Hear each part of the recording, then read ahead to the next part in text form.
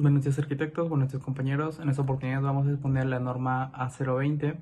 Empezamos por el primer artículo, que es objeto y finalidad, el cual nos dice que debemos cumplir con las condiciones mínimas de diseño, el cual nos da el Reglamento Nacional de Edificaciones que se ejerce en el Perú. Continuando con el artículo 2, ámbito de aplicación, nos dice que es obligatorio a nivel nacional para todas aquellas edificaciones residenciales que tienen como uso principal o exclusivo la residencia. Definición de edificación residencial. Ese sería el artículo 3, el cual nos dice que está destinado a albergar a personas o grupos familiares en espacios cuyas características y dimensiones son suficientes para satisfacer las necesidades. También dice que puede contar con espacios adicionales para su uso en actividades complementarias y para las funciones de almacenamiento de objetos domésticos y estacionamiento de vehículos. Artículo 4. Tipologías. En este podemos observar cómo hay diferentes tipos de vivienda, como la vivienda unifamiliar, bifamiliar, multifamiliar. También tenemos a la vivienda taller, donde dentro de sus espacios se pueden realizar actividades profesionales. También tenemos una quinta, que son el conjunto de viviendas unifamiliares o multifamiliares, pero con un solo acceso, y la residencial es lo mismo, pero con diferentes accesos. Artículo 5. Ubicación. Este artículo hace referencia a cómo nosotros debemos apegarnos a los planes de desarrollo urbano y poder respetar dónde podemos hacer las edificaciones. Por ejemplo, no podemos construir en zonas de alto riesgo no mitigable, así como tampoco en áreas de reservas naturales. Artículo 6. Zonas bioclimáticas. Este artículo nos habla cómo podemos nosotros, de acuerdo al Reglamento Nacional de Edificación, construir una casa de acuerdo al clima de cada lugar o de cada sitio, ya sea con temperaturas altas o temperaturas muy bajas, por ejemplo en la costa, en la sierra o en la selva. Artículo 7. Densidad habitacional. Para el cálculo de la densidad habitacional, el número de habitantes de un núcleo de vivienda está en función al número de dormitorios, como podemos observar en el cuadro. Esta densidad establecida es la base para determinar el número de personas con las cuales se pueden estimar los servicios y equipamientos urbanos para los planos de desarrollo urbano. Artículo 8. Área techada mínima. Las áreas techadas mínimas de las unidades de vivienda en viviendas de uso colectivo sin capacidad de ampliación es de 16 metros cuadrados y en viviendas para grupos familiares sin capacidad de ampliación es de 40 metros cuadrados y en viviendas unifamiliares con capacidad de ampliación es de 25 metros cuadrados. Artículo 9. Altura mínima de los ambientes. La altura mínima entre el piso terminado y el cielo raso no debe ser menor a 2.30 metros, y en el caso de las viviendas con cubiertas inclinadas pueden reducirse hasta un mínimo de 1.80 metros. Y en el ambiente de servicios higiénicos, la altura mínima puede ser de hasta 2.10 metros. Continuando con la exposición, mencionaré 3 artículos más de la normativa A020 del RNE. Artículos 10, 11 y 12. Artículo 10. Dimensiones de los espacios. Cuando hablamos de dimensiones, hacemos referencia a conocer las medidas con exactitud. Esto nos permitirá lograr ambientes armónicos con una idea más clara de qué tipo de muebles pueden encajar, obteniendo una mejor distribución y circulación en los espacios de la vivienda. En este primer párrafo sacado del artículo 10.1, albergar el mobiliario requerido para cada función. Es muy importante el espacio tridimensional, que son el alto, ancho y profundidad del mobiliario. Artículo 11. Iluminación y ventilación. El artículo hace referencia que al momento de diseñar un proyecto inmobiliario es muy importante incluir fuentes de luz natural. Cuando hablamos de iluminación y ventilación, hablamos de los pozos de luz. Estos varían en medidas dependiendo de qué tipo de viviendas son, unifamiliares, quintas, bifamiliares y multifamiliares. Artículo 12. Vanos de accesos y ventana. Los vanos deben ser compatibles con el clima y los materiales de cerramiento. La altura mínima del vano de acceso debe ser de 2,10 metros.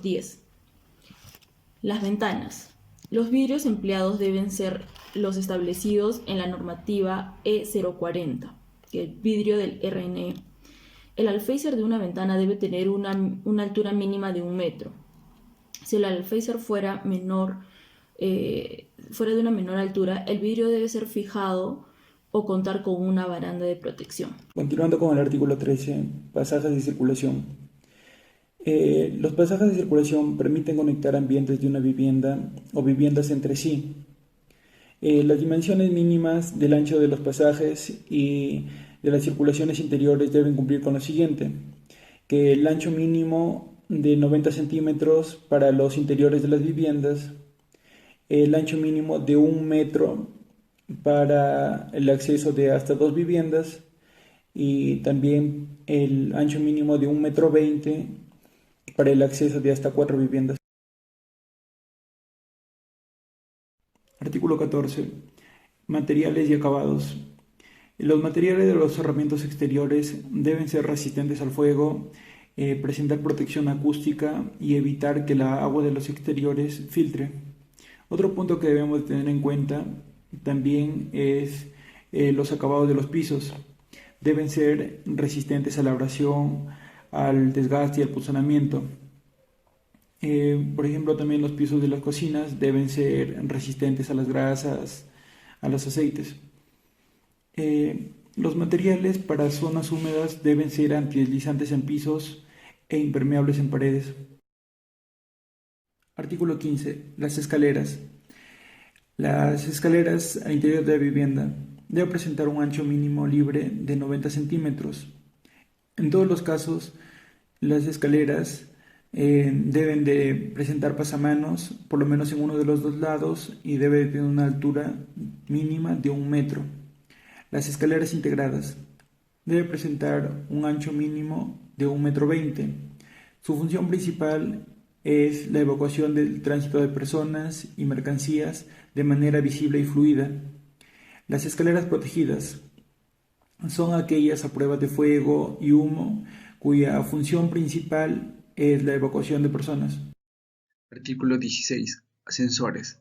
Bueno, como sabemos, los ascensores son un medio de circulación vertical, obligatorios, tanto en edificios multifamiliares y conjuntos residenciales en donde el acceso al quinto piso de la edificación tenga una altura superior a lo que es los 12 metros sobre el nivel del ingreso de la edificación. Los lotes sin esquina son los que se generan mediante el encuentro de dos vías vehiculares, peatonales o parques. El área libre establecida mediante parámetros urbanísticos y edificatorios para este tipo de lotes puede reducirse de acuerdo a la normativa municipal. Artículo 18. Azotea, parapetos y barandas. Bueno, las azoteas sabemos que no forman parte de la altura de las edificaciones. Estas las podemos emplear sobre las alturas máximas permitidas. Estas pueden ser de uso exclusivo, común o mixto y pueden accederse mediante lo que es las escaleras y ascensores.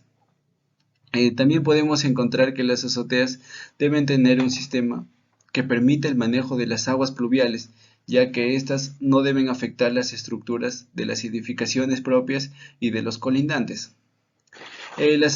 También debemos saber que las azoteas deben contar con parapetos o barandas con los elementos de protección correspondientes, las cuales deben tener una medida mínima de 1,10 m de altura. Artículo 19. Muros y tabiques. Los tabiques que alojen tuberías de agua y desagüe deben tener un ancho de 1 centímetro. Las zonas no cubiertas de los tabiques deben tener una altura mínima de 2,10 metros a partir del piso terminado hasta lo más alto. Los muros compartidos de las viviendas en edificaciones multifamiliares deben ser de un material resistente al fuego durante 60 minutos. El artículo 20. Techos y cubiertas ligeras. Las instalaciones de las cubiertas ligeras deben ser herméticas frente a las lluvias y presentar una pendiente, de acuerdo a lo establecido en la norma técnica del drenaje fluvial. En el último techo de las edificaciones debe tener un comportamiento térmico y las cubiertas inclinadas deben permitir el mantenimiento y la reparación. Artículo 21. Estacionamientos. Los estacionamientos son complementarios a las viviendas y deben ser consideradas en conjunto de las edificaciones de las viviendas o separadas de ellas.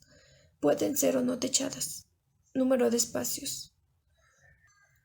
Un estacionamiento por cada 3 viviendas. un estacionamiento por cada 5 unidades de viviendas de uso colectivo, un estacionamiento para bicicletas cada 3 viviendas. El estacionamiento para las bicicletas forman parte del uso común o de las áreas comunes.